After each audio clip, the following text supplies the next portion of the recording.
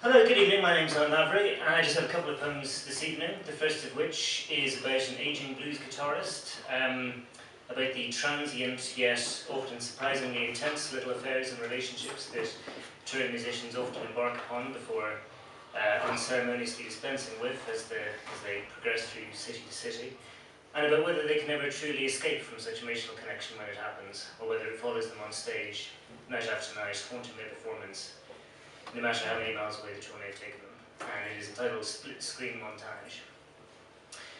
With a hi-hat count of 4, my fingers attack the rusted strings, with such ferocity as to elicit blisters and flecks of whiskey-addled blood. And as I grit the motley grouping of my gold-encrusted fillings, I flood my thoughts with arpeggiated picking, with vibrato and pan-muting, to pierce the oral clitoris and transcend the rising damp of these talon walls. As for protection from the triplet grooves and dagger eyes of the drummer, and the pious repulsion of the pianist, I must make this solo last forever, and I must follow the licks wherever they lead, as long as it's far away from you.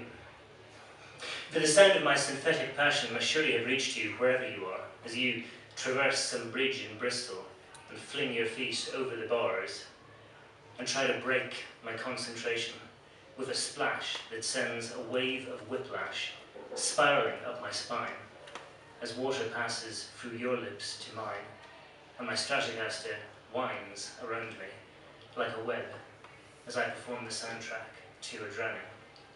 Thank you.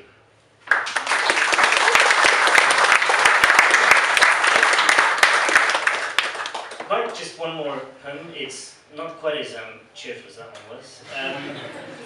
But it's also about an old man, coincidentally. It's about an old man who comes across an old statue of home movies from his childhood, movies that he had assumed had been lost for decades, and it's just about the conflicting emotions that he feels on suddenly discovering this such a vivid and potent reminder of his childhood, both the nostalgia, but also the regrets in terms of the path that his life has taken him on and how it went so wrong. I'm actually quite a cheerful person when I'm not writing poetry. This is simply entitled Winter. I slide the friction ridges of my fingers across my PVC projection screen and covetously try to reach inside the infant eyes that remind me how deceitful memory can be, how it pierces inward in search of depth, even long after that cocoon has been vacated and a puppet replacement has been instated. For what a boon is technology. To think that we used to rely on memory and all its mutinous fallacies, that I can now touch, that I can touch my mother, that I can see her shine in some fictional time that my memory would have replaced, that my last 50 years of footprints would have muddied and erased, that I can archive and select the life that flashes before me when I die. What a transient consolation.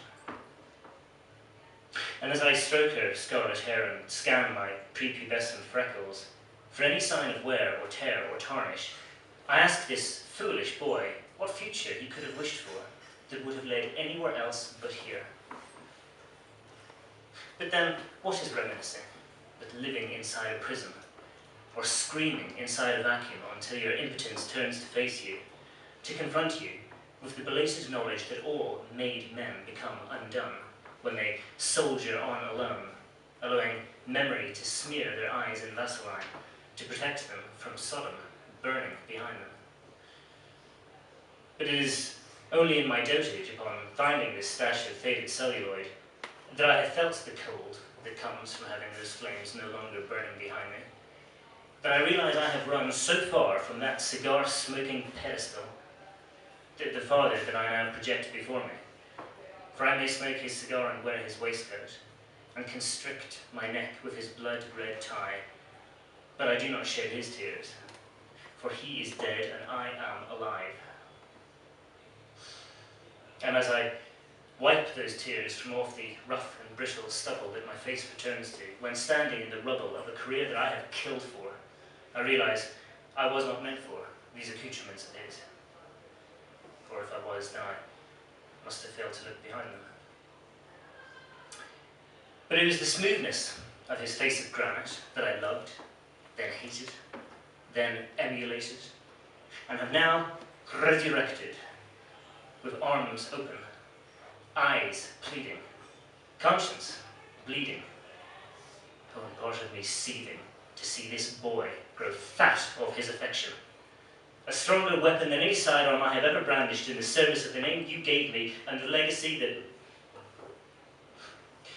But what should I do upon seeing you like this so many years ago? What exterior motion can possibly encapsulate my rage against the tenets of reality that drive a wedge between us and prevent me giving my skin away? Should I smile? I've done that often these last few days gone by, in court. Upon being accused of the only innocence I have left to save my cigar-stained soul, I cannot help but smile with irony, in spite of the fear and the shame and that same primal desire for sympathy that only her long-dead scarlet hair could give me. So no, I shall not smile. For what place could there possibly be in adulthood for such in memory for such a jaded and aged expression of adulthood? How could I think to match this lopsided and rusting visor to that buck-teethed grin of innocence and the dimples of that simple child? So instead I relax and release my mouth from the grip of stubborn maturity and allow it to sink into a quiver as I try to find myself inside this strange and ethereal creature. For what a travesty is technology, when the only realization it invokes is that we leave everything behind. And if my vanity had not already left me, I would jealously feast my eyes upon my long gone raven hair, cherub skin, white and toothy grin. But now that I have reached the very coldest of Olympian heights, all that I watch for, and all that I wish for on that monochrome PVC screen is that unnameable, undefinable quality that blasts through my every layer of soggy desire and dank regret, like a pillar of purple fire when I see myself pulling faces, and when I see myself stick out my tongue. And all that I can think to do to deflect the awful truth that I no longer have any control over this, that I have run out of options, both past and future, both past and present, is to retreat back into adulthood by reciting some little soliloquy, something suitably melodramatic by Shakespeare, that I recite to me.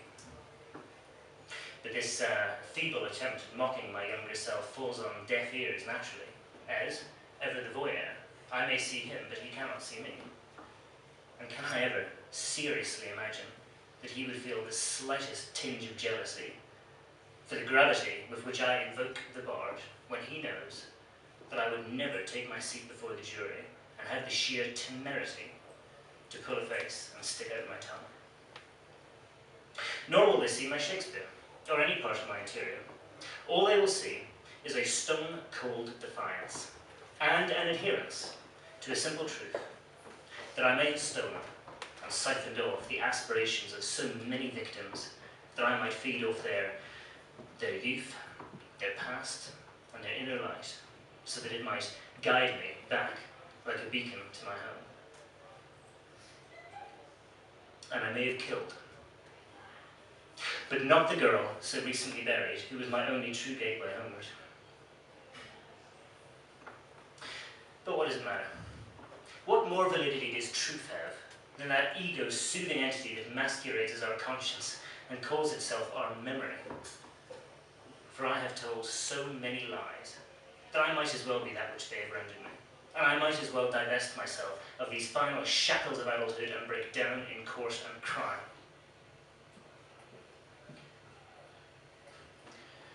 As I rehearse this blatant plea for pity, the film abruptly ends, without which it will go on rotating forever. And for a moment, I feel like God.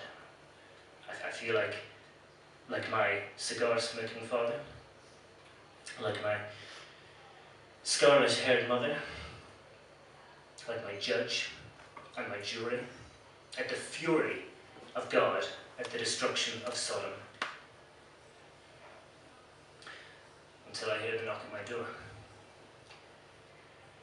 And so I extinguish the last cigar I shall smoke, brush the ashes from my waistcoat, constrict my neck with my blood-red tie, and turn to face the winter.